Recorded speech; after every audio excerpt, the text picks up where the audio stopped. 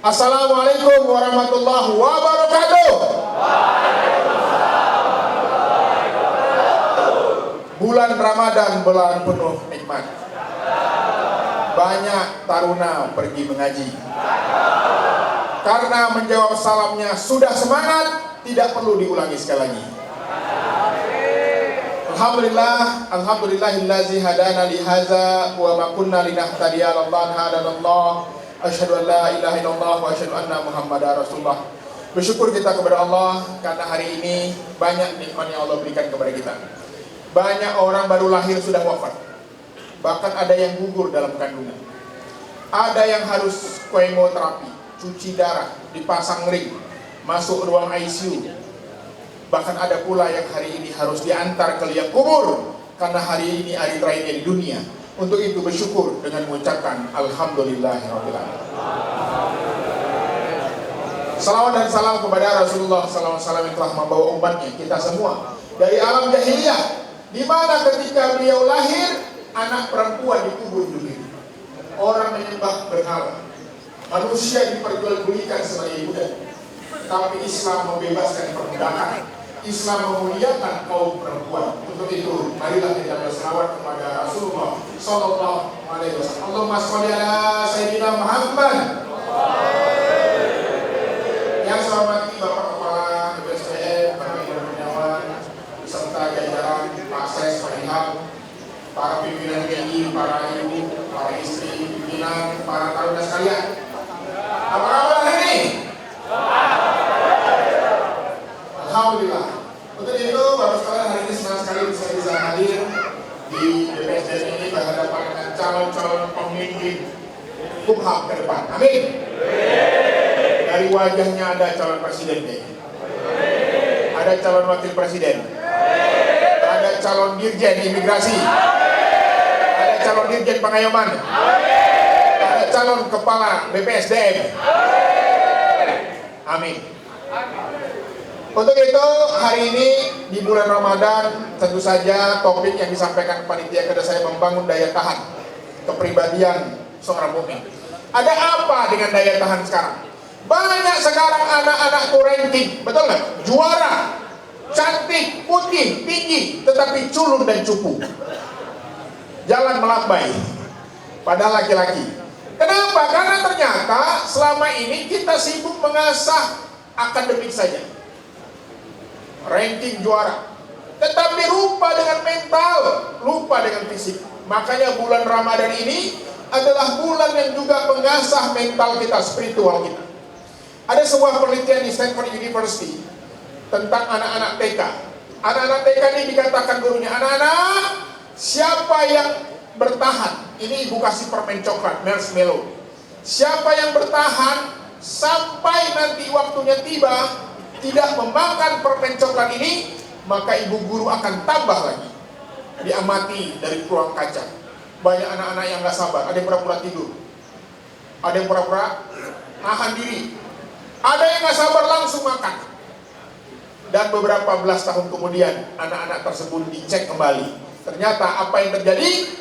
Anak-anak yang gak sabaran tadi ternyata tumbuh menjadi pribadi yang bermasalah, berbuat kriminal, mabok, narkoba, berantem, tawuran. Tapi ternyata anak-anak yang sabar tadi menahan tidak memakan permen coklat tadi, ternyata tumbuh menjadi pribadi yang sehat, sukses dan menyenangkan. Dan Ramadan ini adalah latihannya. Siapa di antara teman-teman ya, para taruna yang bisa sabar 30 hari sampai Idul Fitri, saya yakin insya Allah akan jadi orang sukses. Bayangkan Bapak Ibu sekalian, ya, seandainya tidak ada bulan Ramadan, susah kita mengendalikan diri.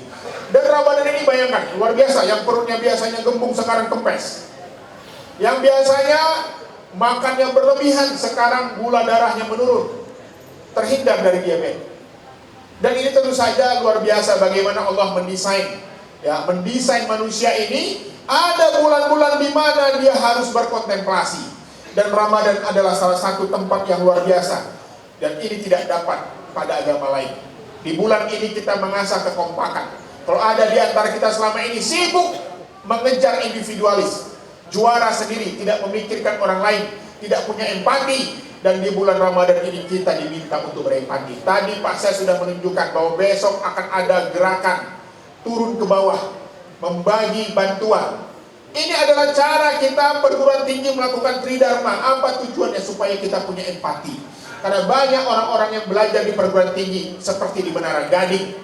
Mereka hebat, pinter, tapi tidak bermanfaat bagi orang lain. Untuk itu BPSDM ini adalah salah satu sarana kita hari ini dididik. Adik-adik coba bayangkan kalau nggak masuk sini, apa yang terjadi? Pasti bangunnya selalu telat, betul nggak? Pasti kecanduan game, betul nggak? Dan tentu saja kita tidak seberuntung, teman-teman. Banyak orang-orang di luar sana pengen masuk perguruan ini, betul nggak? Seleksi nggak lolos, seleksi nggak lolos. Ada adik-adik baru sekali seleksi langsung lolos, langsung lulus. Untuk itu mari kita bersyukur dengan mengucapkan Alhamdulillah. Banyak jutaan orang sekarang menganggur, ingin bekerja, tapi mereka tidak tahu bagaimana cara mencari kerja. Sementara adik-adik yang sekolah di sini dibiayai negara, lulus langsung bekerja. Bukankah itu sebuah kenikmatan? Maka dalam Al-Quran selalu dikatakan Fabi ayyi ala rabbikuma tukadziban. Nikmat Allah mana lagi yang kamu dustakan, hai manusia? Sudah engkau diberikan fisik yang sempurna, kuat, tangguh, tetapi kita kenapa tak bersyukur? Apa cara bersyukur kita di bulan Ramadan ini? Tentu saja dengan ibadah. Kalau orang dekat dengan Allah, dia tidak minder. Apa yang kita takutkan? Manusia, semuanya sama. Kalau orang lain bisa, kenapa kita tidak? Untuk itu adik-adik calon-calon pemimpin Kementerian Hukum, saya yakin dari wajah-wajahnya, ini wajah-wajah percaya diri. Wajah-wajah optimis masuk surga, betul? Orang non-muslim saja mereka optimis masuk surga. Masa kita orang muslim yang sudah beribadah, yang menjadi umat Nabi Muhammad, masa kita nggak percaya diri? Yakin nggak masuk surga? Yakin, asal kita menjaga diri kita dari dosa dan maksiat. Untuk itu di bulan Ramadan ini, cara yang terpenting bagi kita adalah membangun pribadi yang tangguh. Saat ini di luar sana begitu banyak orang-orang yang kecanduan game online. Saya kebetulan sebagai psikolog banyak menangani kasus-kasus pinjaman online, game online, berkorelasi dengan judi online. Jadi kalau Anda tahu pinjaman online itu hubungannya sama judi online. Ya, kemudian apa lagi? Tontonan-tontonan pornografi yang merusak otak, yang merusak pikiran. Dan Anda hari ini di sini diawasi. Bersyukurlah diawasi, karena demikian maka kita bisa memberikan yang terbaik. Hari ini di bulan Ramadan ini adik-adik sekalian, para pimpinan sekalian, kita diminta untuk mengasah kemampuan kita, spiritual kita. Apa itu kemampuan spiritual? Bahwa kita merasa Allah senantiasa melihat apa yang kita lakukan. Sama seperti CCTV, di akhirat nanti semuanya akan dipertontonkan. Makanya kalau kita hari ini benci dengan orang lain, tidak suka dengan orang lain, marah ketika dizolimi orang lain, jangan buru-buru tidak mau memaafkan. Karena biasanya kita juga punya dosa, kita punya salah. Apalagi ibu-ibu ini khususnya. Ibu-ibu selalu ingat ketika disakiti, tapi lupa pernah menyakiti. Ini dia. Ini kadang-kadang kejadian sama suaminya 20 tahun lalu masih ingat ya. Dulu papa janji mau honeymoon ke luar negeri, sampai sekarang gak terwujud. Udahlah, yang lama-lama itu selesaikan. Terkadang banyak ya suami istri curhat ke saya, Pak Iqbal, istri saya suka mantau-mantau mantannya Pak di Facebook. Bapak gak pernah juga sih Pak. Jadi manusia ini diminta untuk senantiasa sebelum telunjuk kepada orang lain, juga dia menunjuk dirinya sendiri. Sebelum kita melihat kesalahan orang lain, coba lihat kesalahan diri kita sendiri. Dan Ramadan adalah momen di mana kita kembali merenung, bermuhasabah. Makanya saya kalau lagi galau, ada satu nasyid yang selalu saya dengarkan. Ini lagu favorit di Sumatera, judulnya Selimut Putih. Ada yang tahu gak? Bila Israel datang memanggil, jasad terbujur di pembaringan. Ayo yang bisa nyanyi bareng-bareng. Seluruh tubuh akan menggigil, sekujur badan kan kedinginan. Datang tetangga di hutan, tiada lagi gunanya harta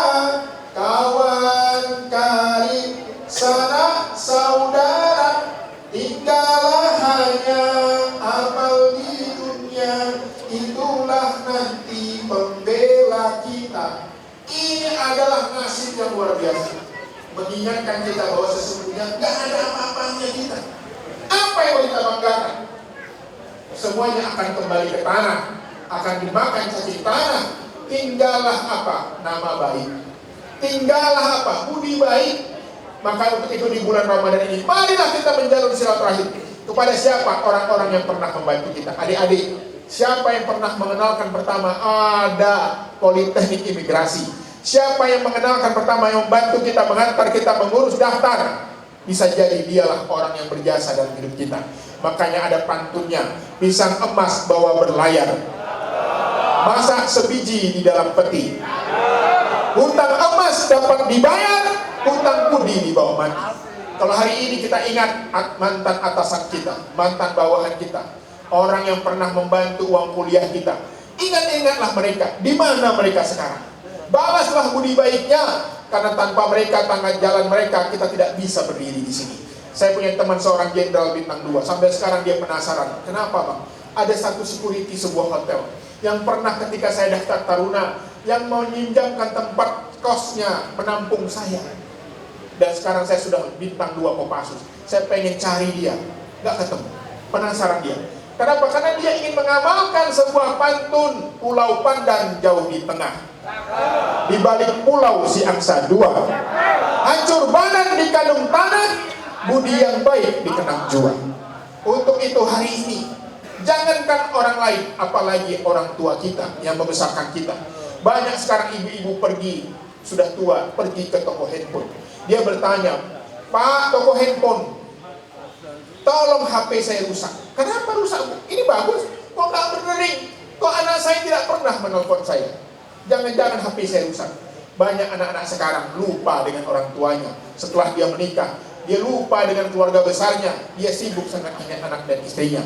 Untuk itu, sebelum orang tua kita datang ke toko HP, datangilah mereka, kunjungilah mereka. Tapi Pak, orang tua sudah meninggal, dia masih punya adik, dia masih punya kakak, dia masih punya kerabat saudara. Datangilah, tentu saja dia akan bangga, dia akan tersenyum melihat kita menjalin silaturahim. Untuk itu, di bulan Ramadan ini adalah bulan kita bisa bekerja sama. Kalau di bulan-bulan biasa kita biasanya kerja sendiri-sendiri, ego sektoral, saya yakin pasti ada nih, antara imigrasi sama pengayoman, antara di klub yang lain, pasti ada ego. Untuk itu apa yang mau kita banggakan? Bahwa sesungguhnya kita di sini dibayar negara untuk mencapai tujuan bersama. Penting bagi kita untuk memahami bahwa di dalam kesuksesan seseorang tidak akan bisa tanpa ada bantuan orang lain.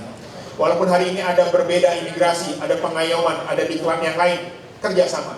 Karena satu hari kalian akan bertemu di Kanwil, satu hari kalian bertemu di kementerian, dan tentu saja ini banyak sekali kisah-kisah. Orang yang mencapai suksesnya adalah teman-teman sahabat.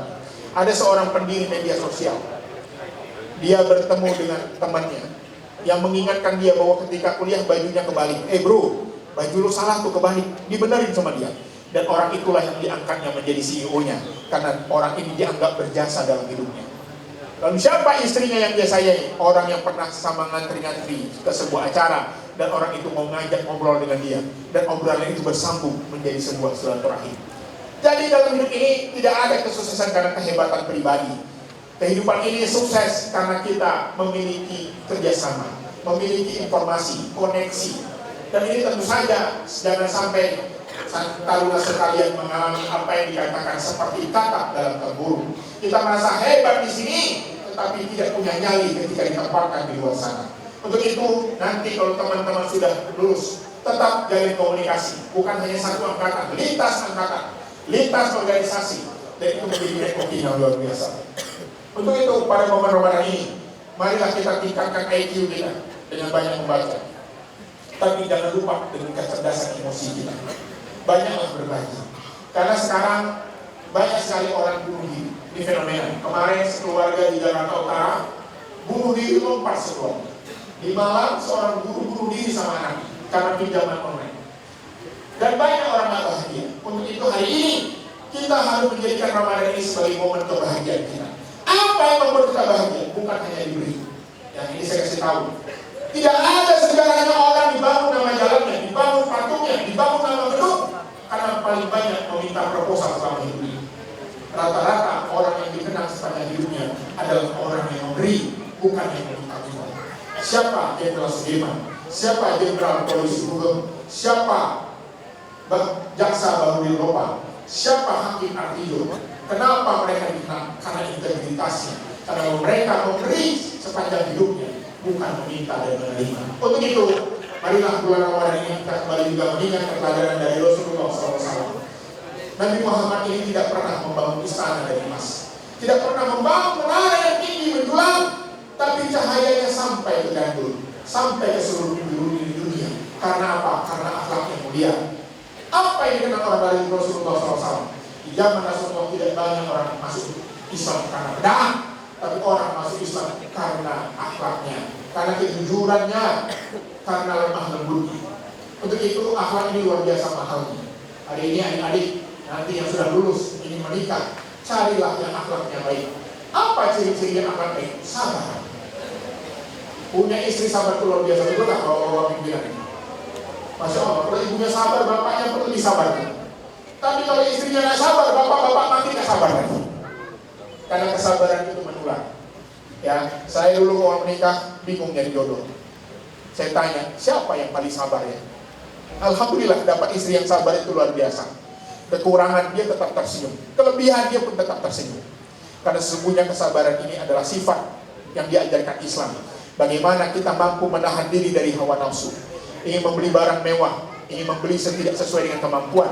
Maka orang-orang yang terlilit hutang, orang-orang yang terlilit riba, pinjaman online, juga mereka adalah orang-orang yang tidak mampu mengendalikan diri, tidak mampu mengendalikan hawa nafsunya. Dan bulan Ramadan adalah latihan menahan diri. Tapi sekarang ibu-ibu sekarang aneh juga Pak, diajak ke mall sama suaminya, mah tas enggak, baju enggak, sepatu enggak, tapi besok COD datang ke rumah. Ternyata belanja online. Dia nggak minta uang belanja, dia minta Oppo-nya diupdate, diisi ya. Ini fenomena ibu-ibu zaman sekarang. Untuk itu ibu-ibu sekalian, bapak-bapak sekalian, adik-adik sekalian, marilah di bulan Ramadan ini kita optimis menghadapi masa depan kita. Adik-adik adalah orang yang beruntung. Sejak kuliah sudah dibiayai negara. Banyak orang pengen kuliah di luar sana, nggak punya uang. Ada sudah bayar kuliah lulus, tidak dapat pekerjaan. Tapi adik-adik mendapatkan sesuatu yang tamam, yang sempurna. Apa itu? Dibiayai, disekolahkan, dan diangkat menjadi pegawai negara. Ini sebuah luar biasa. Tidak semua orang beruntung seperti adik-adik. Untuk itu, marilah kebersyukuran ini ya kita nikmati bersama. Tadi Pak saya sudah mengingatkan, masa sudah digaji hanya untuk hadir mendengar ceramah aja nggak mau. Ini pelajaran penting bagi kita semua, bahwa loyalitas ini penting. Ya, loyalitas itu adalah sebuah nomor satu. Saya pengalaman menjadi pimpinan, mulai dari ketua jurusan, jadi dekan, sampai jadi rektor, selalu saya nilai itulah loyalitas. Nggak perlu saya orang yang pintar, tetapi tidak bermanfaat. Pintar tapi selalu membuat konflik. Yang saya utamakan adalah soal loyalitas, integritas. Soal skill bisa diasah. Untuk itu hari ini yang adik-adik skillnya bagus, pintar, cerdas, jangan egois, pandailah berkawan. Ya, jadilah memiliki jiwa kepemimpinan yang luar biasa, yang berani mengambil keputusan. Makanya ada pantunnya, lancang kuning berlayar malam, angin kencang hari pun kelam. Kalau nahkoda ragu di dalam, kapal di tepi pun bisa tenggelam. Kalau nahkodanya penakut, peragu, kapal di tepi saja bisa kandas, apalagi di tengah lautan. Dalam hidup ini kita tidak mungkin menghindarkan gelombang, kita tidak menghindari ombak. Pelaut yang buruk itu selalu dibentuk dari ombak yang besar. Kalau takut dengan ombak, jangan berumah di tepi pantai. Kalau takut dengan tantangan, jangan jadi pegawai. Tepuk tangan bagi kita semua. Nanti adik-adik akan ditempatkan di seluruh Indonesia. Mungkin ada yang di Papua, ada yang di Aceh. Bahkan dari imigrasi mungkin ada nanti yang ditempatkan jadi asisten imigrasi, atasi imigrasi. Hadapi semuanya dengan senyuman. Karena apa? Karena kita sudah memilih. Gak ada yang maksa manusia. Semua dengan sukarela kan? Maka bertanggung jawablah atas pilihan itu. Termasuk Bapak Ibu yang sudah menikah. Kalau sudah memilih, bertanggung jawab. Filosofi menikah itu, barang rusak jangan dibuang, tapi barang rusak diperbaiki. Demikian adik-adik yang hari ini sudah diterima di sini, maka segeralah bersyukur dengan apa? Ikuti aturan, taati perintah. laksanakan, karena semuanya sudah didesain, kurikulum sudah dibangun agar adik-adik semua bisa menjadi pribadi yang kuat, sehat, dan berintegritas. Untuk itu kepemimpinan juga penting. Di bulan Ramadan ini para ayah diminta untuk membina keluarganya. Jangan pula para ayah paling terlambat bangunnya. Harusnya para ayah yang paling disiplin, ya, yang paling terdepan di dalam memberi contoh kepada anak-anaknya. Ini penting. Sekarang saya nggak setuju kalau anak bermasalah selalu disalahkan ibu. Nggak benar. Banyak anak bermasalah karena lemahnya kepemimpinan para ayah. Banyak ayah-ayah yang tidak berani mengambil keputusan. Untuk itu, hari ini, di dalam hidup ini, mulai hari ini, ke depan mungkin akan ada banyak masalah. Tidak ada orang yang tidak punya masalah, semuanya punya masalah. Tapi dalam hidup ini, kita diberikan Allah akal, diberikan Allah hati untuk bisa menyelesaikan masalah. Kita dibayar sebagai pegawai, sebagai kepala seksi, kepala bagian, direktur, kepala SDM, sampai dirjen, sampai menteri, dibayar untuk menyelesaikan masalah. Untuk itu, kalau ada punya masalah, jangan menghindar dari masalah. Hadapi. Kalau salah, siap salah. Itu adalah tuntunan Islam. Bagaimana kita menjadi seorang yang disiplin dan bertanggung jawab. Dalam hidup ini tidak ada taruna yang sempurna. Tapi tidak ada pula dosen yang sempurna. Tidak ada pula Pak Ses yang sempurna. Tidak ada pula kepala SDM yang sempurna. Pak kampus yang sempurna, nggak ada. Nggak ada istri yang sempurna. Nggak ada suami yang sempurna. Tidak ada anak yang sempurna. Karena sesungguhnya kesempurnaan itu hanya milik Allah Subhanahu wa Ta'ala. Untuk itu, ketika kita melihat kekurangan orang lain, jangan buru-buru marah. Bisa jadi kita pun pernah mengalaminya. Kita pun pernah merasakannya. Khususnya para dosen. Saya ingatkan teman-teman sekalian sebagai pendidik. Saya kebetulan Alhamdulillah 2 kali dapat award dosen berprestasi. Dari Kemendikbuddikti di Kopertis 3 di 2017, dari Mercubuana nomor 1. Yang saya lakukan adalah bagaimana mendidik dengan cinta dan kasih sayang. Bagaimana memahami ketika melihat kenakalan mahasiswa saya ingat, ya Allah, saya dulu waktu S1 juga begitu, sama.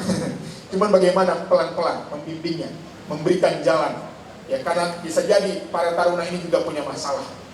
Mungkin orang tuanya bercerai, mungkin dia punya masalah dengan relasi pertemanan, mungkin dia dibully. Makanya para dosen saatnya juga untuk banyak-banyaklah mendengar daripada banyak memberikan kata-kata. Mendengar penting bagi seorang dosen. Bisa jadi saya banyak sebagai dosen belasan tahun, saya banyak ilmu dari mahasiswa saya. Karena mahasiswa dan saya dari beragam, ada yang dari kantoran. Pak, di kantor saya begini Kak, ternyata ilmu itu terus berkembang. Yang dosen yang hari ini sudah S2, lanjutkan S3. Yang sudah S3, kejar profesor. Karena ini adalah momen bagaimana kita mencapai puncak karir. Dan Islam mengajarkan kita untuk senantiasa berprestasi, bukan hanya bertopang dagu saja.